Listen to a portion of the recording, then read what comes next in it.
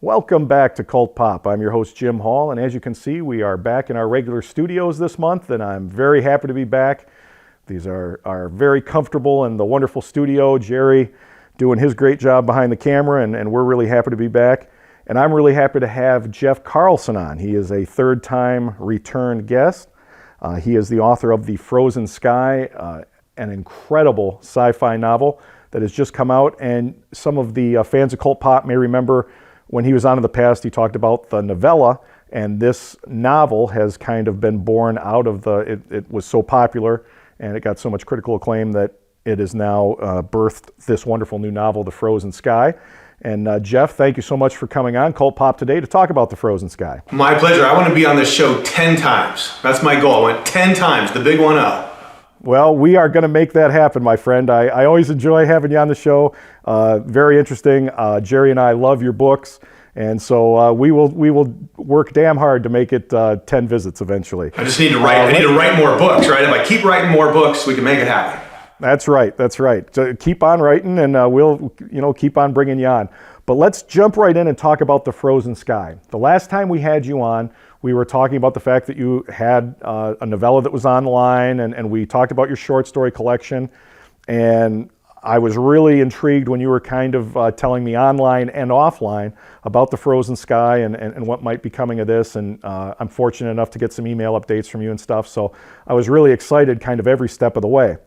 Well, this incredible novel finally comes out, and you're getting absolute rave reviews, and it's completely different from the other sci-fi you wrote, so it's bringing a whole new group of fans, which is really cool for you. And the incredible praise you've got. Alan Steele, one of my all-time favorites, gives you a wonderful blurb at the back talking about how he's hooked. And you got a lot of great comments on Amazon and all kinds of places. So let's go right in and talk about this wonderful First Contact novel on the moon Europa. Well, thank you. This book is a bit of a departure for me in the sense that, I kind of broke into the field, known as like a contemporary, post-apocalyptic tech thriller kind of guy. And this book is very sci-fi. It has aliens and battle suits and, artificial intelligence and all that good stuff. And it was a lot of fun to write, man. And partly that's because this is what I grew up reading. I like to say I'm fourth generation sci-fi. My great grandmother had the original Oz series, and dude, Frank Baum that guy was just out of his gourd on hashish or something. That fantasy epic of like the whole series of the Oz books, just crazy stuff. And then my grandfather, stocked up on Asimov and Heinlein and Fred Pohl and just all this great stuff. And I grew up reading his library. My father worked for NASA, during the moon race when I was born. And so, we grew up reading all this stuff together and making up our own, cool ideas. And so, yeah, the original novella, the short story of The Frozen Sky, it was always something that I wanted to go back to and just build more. It's a universe unto itself, that little moon. And I wanted to get in there and kind of blow things up a little bit. Well, it's absolutely amazing for the folks at home who haven't had an opportunity to pick it up yet or look into it. It takes place 100 years from today, basically, and a lot of things have changed on planet Earth, and there's different superpowers and whatnot, but the quest for money and the quest to go farther is still there. And Europa, which is intriguing to many of us now, I look on NASA.org and look up all the stuff I can about it. Well, in your novel, there's a lot of things to be mined. There's a lot of potential, and then all of a sudden, some interesting signs show up in the ice. And with these signs or paintings, or these show that there is some type of life there. And what I'm really interested in is all the conflict that comes of that, not just meeting up with this alien life form, but all the conflict that comes with what should be done when we as the human race find some type of other living creature. And I've always wondered, I hope that I live to see that happen, because I wonder how we are going to react. So I'd like for you to talk a little bit about, I'm always worried about giving too much away in a novel, but that's kind of the starting point for your novel, and then it goes from there. But one of the huge conflicts is how would the human race react, and what would happen when another race is found? Do we stop all contact at that point? Do we dive right in? And would things be different if money is involved as opposed to if money's not involved? If there's stuff to mine, what's there? So talk and tell me about how you decided to start writing this and what your thoughts are in regards to that. Well, I think it's sort of a truism that the more things change, the more they stay the same. And 100 years is not really that long. And I'm not holding my breath that at any time soon we're going to see like a unified, peaceful Earth where everyone has enough food and enough energy and all these things. I think, and I mean, it's a double-edged sword. One of the things that makes us great as a species is that we're very competitive and that we're constantly pushing each other. And that competition, that need to strive to outperform each other has lifted us to where we are now. Where we have all this. If you look around, we're so much richer.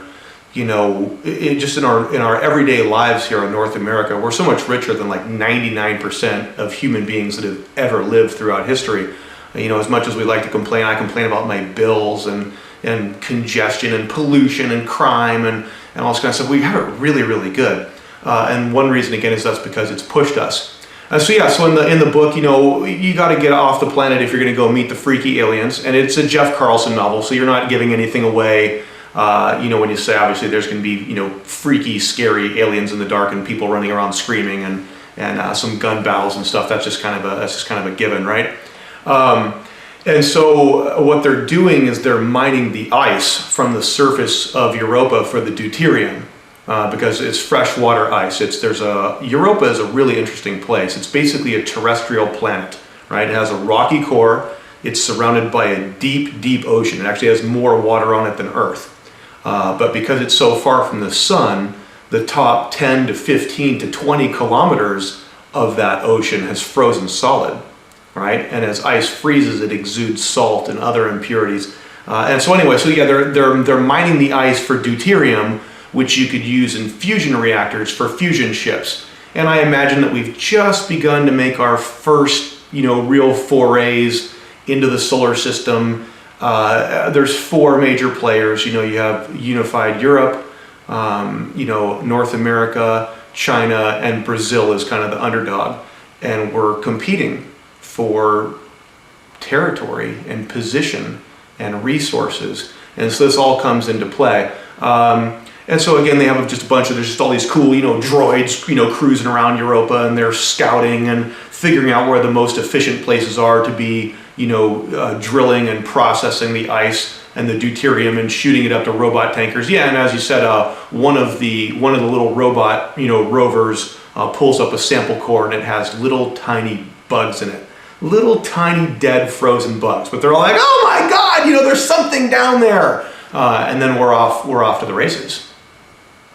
Yes, and there's some interesting side stuff that I wanted to talk to you about that I found it very interesting that 100 years from now in this novel, the Earth wasn't the team leading the march. They actually took this job, the U.S., I should say. I just missed the U.S. wasn't leading the march out there. It was actually China, and we kind of, with this group, kind of took this side thing because at first they didn't realize how important it was going to be, that we were just going to look into these worms and all that. And I thought that was really neat because I am one who is personally just very upset that NASA isn't doing as much. I'm a kid who grew up, I'm now 40, so I grew up with the space shuttle launches and the potential that we were going to be going to Mars and all kinds of stuff. So it breaks my heart that as I get older every year and not much is going on, that in this novel, the way it looks, the future's going, we are not the ones leading the way. It's China seems to be the big guns out there and controlling stuff. And then there's so much going on in this novel that I love it so much. There's also, there was a World War III at one point that's briefly mentioned in here. And the politics of that scenario comes heavily into play with all the teams on Europa.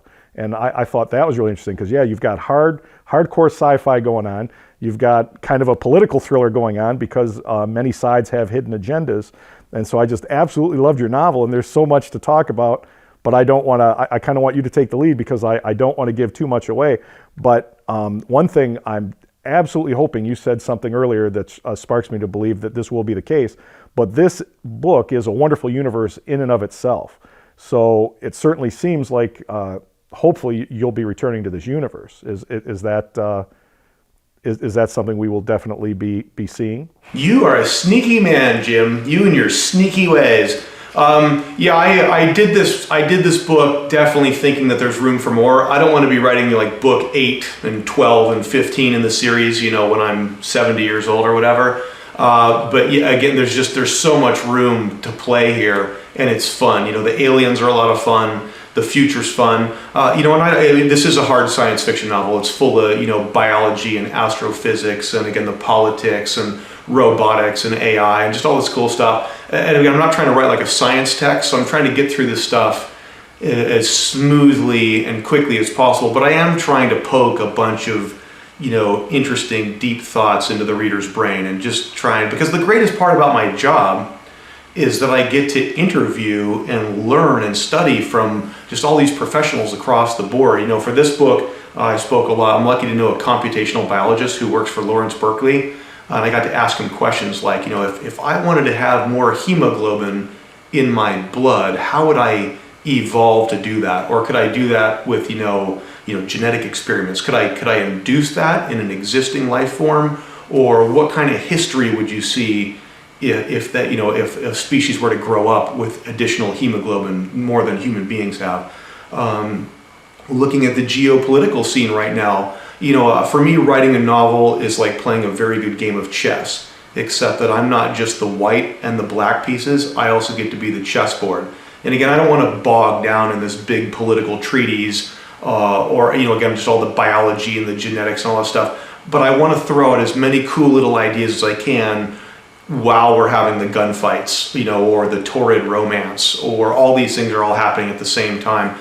And yeah, if you look at kind of today's world, you don't see the U.S. Taking the lead much, or really forging out there. I mean, we're starting to privatize a lot of stuff. I know a super genius who's part of a private endeavor to actually go out and grab some meteors, like some nickel iron rich meteors, and bring them. I'm like, wow, I mean, people are actually doing this, right? This is the kind of stuff that you and I grew up reading about. It's actually happening. It's just not happening as fast as we want. Yeah, China's on the move in a big way. Now, partly this is also, my wife is German, so the heroine of the book is from the EU, and right. And she's a German super genius, elite astro engineer kind of guy, kind of girl. And so again, I kind of knew I could pull off that background convincingly. I mean, they're all speaking English. And there's not a whole lot of Vonnie's personal background. Again, it's just a couple paragraphs here and a page or two here, and you kind of just allude to all this stuff. But again, it was a way for me to add a little more texture. And it's also a way, just from a point of a craftsmanship, it was a way for me to make the heroes, the human heroes of the book, just a little bit alien. Because of course, most of my readers are American or here in North America. And so by kind of taking the human heroes, because it's all from their point of view, and tweaking that just a little bit and making them European characters or Chinese characters or Brazilian, that was just kind of fun. Jeff, one of the things I got to praise you is that I really do enjoy your books, and that's why I have you on the show so much. And one of the things I really love, and what I loved about the new novel, The Frozen Sky, so much, is that I was telling you before we got the show going about how I was thinking about a lot of things, just little side points of the book that make it very rich and very deep, little things going on. And then I find myself, I'm absolutely drawn into the action because there's some breathtaking, heart-pounding action going on, and the aliens are creepy as hell, and some might think lovable, some might think, to me, the way I envisioned them, they seem very scary to me. But I don't know about lovable. Who says the aliens are lovable? They're sort of because so like I think, for example, the main character was very much, she felt like she had to do all she could to protect them, and she even, I don't want to give away the nickname she gave him, but I consider the nickname she gave him kind of a lovable little nickname, and it caught on in the media and all that, and they use that. But what I wanted to praise you on is that all these little things, there was another side thing, because I talk about all these side things. Two little side things you have is little side things that make the book very interesting. As you mentioned, and it just had my mind racing, they said that there are 6,000 people that are the very elite that live off the planet. And I thought, wow, I can't even, wow, that would be fantastic. And then some of the stuff that's real important is what you call the mecha and the mechanical stuff that is really making this book go. Talk a little bit about, because you were big into nanotechnology, we talked a lot about that, and this seems to incorporate some of that. Talk a little bit about some of the wonderful devices that are working to help push the story in the Frozen Sky. Well, some of it just stems, again, from just growing up having read a lot of science fiction. And so I am fortunate to have that deep well of ideas. I try and read as much as I can. One of the cool things about today is just the internet, trade publications. There's so much information available. I'm lucky to know a couple of mechanical engineers. I know some diehard software geeks. I have a neighbor who's a computational biologist. So whenever I have a dumb question, I have a stepbrother who's a lieutenant colonel now in the U.S. Army Special Forces. So when I have questions just about weaponry and tactics and, what would you be looking for, he's always been a resource. And so again, this is like one of the upsides of my job is I get to kind of soak all this stuff in, and then again try and, like I said, I'm trying to throw it out as fast as I can. Like, bam, here's an idea, and bam, here's an idea, and now we're going with the Gatling guns, and I get to make up all my cool acronyms, like from Star Wars, with my ATAT missiles and my ASAMs and all this cool stuff. It's just a lot of fun. I'm sorry, dude. What was the original question? I get too excited. Well, just the whole mecha is a big part. You use the term about the machines that are drilling in through the ice, and then the little robotic. You have so many cool, just little robotic things that are happening, and that help really push the story. And also, not just the mechanical stuff, the AI that becomes a big part of the story. Talk a little bit about some of the future science that you kind of envision and put forth in the Frozen Sky. Well, you mentioned too, just as a background point, it mentions how there's this very small elite of scientists and engineers and astronauts and whatnot that are actually off the planet, right? It costs a lot of money to put people up in space and to create, habitation modules and to maintain them. And especially if you're starting to do relatively deep space missions, like out to the asteroid belt, for mining or to be building bases, military bases, scientific outposts, costs a lot of money, man. That's one reason why we're not out there with more of a presence now. And then you get into all kinds of problems. Can I mention, I'm going to just go ahead and name drop Larry Niven. I got to be on a panel with Larry Niven, man, like I don't know, 5-6 years ago now. And we got to talk about just, alien races. And of course, I just kept feeding all the questions to Mr. Niven. I'm like, if you guys want to talk about aliens, here's your guy, Mr. Modi himself, right? And we were talking about the Frozen Sky then because the original short story was even out by then. And he asked me some questions about it and how I handled it. One of the problems that you have if you come into the Jupiter system is just radioactivity. I mean, Jupiter is just seething with radioactivity, the whole magnetosphere, and it's just bathing all of its moons in just this lethal onslaught of charged particles. It just every hour, every minute of the day, there's just this invisible sleet of particles just coming at you, right? And so one way that you would be able to continue to get out there and explore and do these things like mining and processing the ice is you don't send people out there because they're going to die. Whereas if you can continue to make the advances that we're seeing now in artificial intelligence and robotics, it's not too much of a leap to assume that in another 80, 90, 100 years, maybe we really will have HAL, right?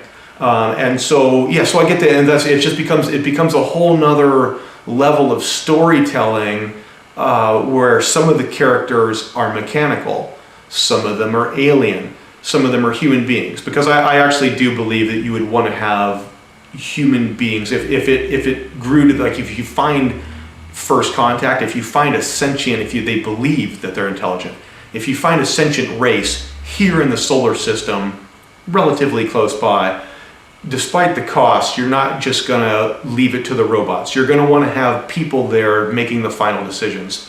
And so again, as the book begins, they sent 3 people. You have a Chinese national, a Brazilian, and someone from the European Union. And they're trying to make like a nice international gesture of peace, because they're all at the beginning, all they found are bugs. Excuse me. all they found are bugs, right? So they send out a few people.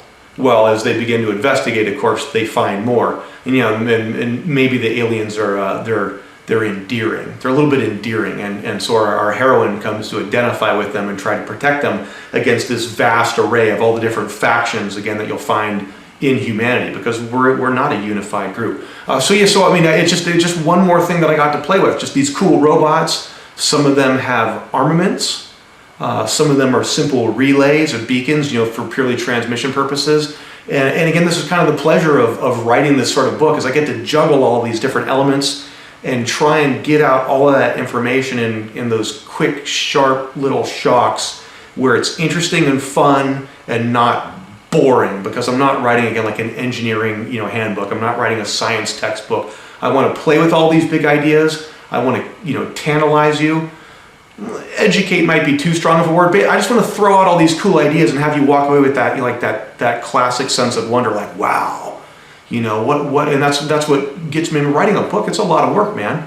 This thing's almost 400 pages, and I was working on it for months and months and months and months. And so this is the stuff that keeps me going too, because I find it fascinating. And so I'm trying to impart that sense of just that majestic sense, because it's fascinating to be alive, man. It's a fascinating time to be alive, and being alive is hard. It's challenging, it's difficult, it's messy, and it's also deeply rewarding, if you work hard at it and see some rewards for your hard work. And so I'm trying to I'm trying to be philosophical and impart all of that. And of course, again, there's also just the cool urgency of, the gunfights, and I get, the aliens and the mecha are going at it, and then the different human factions are getting involved. And it's messy, and it's difficult, and it's just a lot of fun. I like blowing stuff up, man. It's fun to blow stuff up. Yeah, it's very cool on a lot of levels, because if you love thrillers, there's a big thriller element. Hardcore sci-fi, you've got that going on. Intrigue, romance, there's a little bit of even romance going on. So it's definitely very cool. And something I'd be remiss if I didn't mention, because it kind of brought a smile to my face. In old school, like in the 80s, late 70s, in the 80s, I was really, getting into reading sci-fi, go to used bookstores, find some of the books from the 70s. I always loved books that had maps and, a random drawing here or there to just help push the story along or maybe explain something. And The Frozen Sky has both. It has some cool random illustrations throughout, just showing some stuff, which I thought was really cool, because I didn't expect that. And then some great maps to kind of position, because there's a lot going on at some point with all the different nations and the factions going on. And so every once in a while you'd have kind of a little map or a display thing to show where people are located and stuff. And it really brought me back to some of my favorite memories of reading when I was young and really getting into science fiction. And that was something that I always enjoyed. So kind of a kudos to you for that this novel has those things. And I think it's just a little element that makes it kind of cool and fun both, Hey, well, let me plug Jeff Serzenga, who's become a good friend. He's a super fan, and he drew those maps. He offered to do that. He and his daughter, we got into this. He and his daughter created a bunch of just awesome nanotech schematics, based on Plague Year. We've been corresponding and back and forthing. And the one thing about the Frozen Sky is that sometimes it's a little difficult to visualize it, because you're inside. They start coming down through the ice towards the ocean, and it's a total 3D setup. The players are not just on a flat playing field. Some of them are above, some of them are below. And then again, you have all your different factions with the Brazilians, the Chinese, NASA, the ESA, and so everyone's scattered and coming from different directions. And then all four of these camps are launching different rovers and mecha in different directions. And then you have the aliens in different tribes coming up from below, and it got a little hectic. And he volunteered to do these maps just for the love of it, and I was like, thank you, super genius. Well, they are very cool, and yeah, you can let him know from Cult Pop that we thought it was a job well done. But Jeff, we're already getting to the point where we're getting close to having to wrap it up. I always enjoy having you on so much. So where does the time go? But I would be remiss if we didn't talk about the Jverse website, because you've got so many cool things to interact, not only with this novel. You've specifically got some neat videos of Europa, real stuff going on, some real scientific facts about the moon and whatnot, and then all kinds of great information about your previous books and a blog and all kinds of stuff. So tell folks at home a little bit about that. Well, more super geniuses involved. I got to correspond with some people who actually work for JPL, and would answer all my stupid questions, or at Caltech. They let me use, I was given permission to use an actual picture. This is an actual, NASA picture of Europa here on the cover art. And of course that we worked in with the heroine in her cool battle suit. And there was more. Originally I had planned to, I wanted to use all these images that were taken by, Cassini and Voyager 1 and the Galileo probes, just fascinating stuff. I wanted to include this gallery of images in the book. And then my super genius cover artist, Jacob Charles Dietz, also got into the act, and he has all kinds of cool preliminary drawings, and they're called wire line sketches, where he's working out the cover art and the spaceship on the back jacket. And then he had done a bunch of sketches and positionings of Vonnie the heroine, and in some of them she's topless. And I was like, this is just the coolest stuff ever, dude. She's like this, smart, attractive, hyper-educated, never stop, super gritty, committed, superhero. And we wanted to include all this stuff in the book, but of course it became cost prohibitive to do that, especially with the ebook. I mean, it was going to double the size of the file, which was just going to cut into, I wasn't going to make any money selling the book just for delivery costs. And so as the compromise, I put all this stuff in the galleries on my website. And it's just fascinating. And there's more coming. It's just that there's always too much stuff to juggle. I'm too busy trying to write the next book to keep adding stuff. But I try and put up as much stuff as I can. There's just all kinds of cool videos and free excerpts and audiobook excerpts. I mean, that's the whole point. That's the whole point of the internet, right, man? Absolutely. Well, that's for folks at home. We've had the website up. They just saw jverse.com, and of course you always go back to the Cult Pop website and we'll link you right up and you can rewatch this episode. But Jeff, that's going to be it for today. We've run out of time. As always, I thank you so much. The Frozen Sky is an amazing novel. You knocked it out of the park, and I just want to thank you so much for being on the show today. Oh, absolutely, my pleasure. It's good for me to get out and talk to real live people in the world. Excellent. Stay tuned for more Cult Pop.